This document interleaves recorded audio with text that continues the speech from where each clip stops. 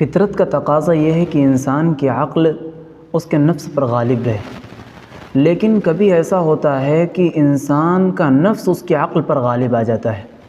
اللہ رب العزت نے اسی کے تزکیے اور تہذیب کی خاطر رمضان المبارک کے روزوں کو بطور اصول ٹھہرایا ہے۔ رمضان کا روزہ رکھنے سے انسان کی عقل اس کے نفس پر مکمل طور سے تسلط اور غلبہ حاصل کر لیتی ہے۔ روزہ رکھنے سے خشیت اور تقوی کی صفت پیدا ہوتی ہے، جس کو قرآن کریم لعلکم تتقون سے بیان کر رہا ہے، تاکہ تمہارے اندر تقوی کی صفات پیدا ہو جائیں۔ روزہ رکھنے سے ملائکہ کا قرب حاصل ہوتا ہے۔ روزہ رکھنے سے بہیمت اور درندگی دور ہو جاتی ہے۔ روزہ رکھنے سے چشم بصیرت کھلتی ہے۔ روزہ رکھنے سے انسان کو اللہ رب العزت کی شکر گزاری کا موقع نصیب ہوتا ہے۔ روزہ رکھنے سے انسان کو بھوکوں اور پیاسوں کا خیال آتا ہے۔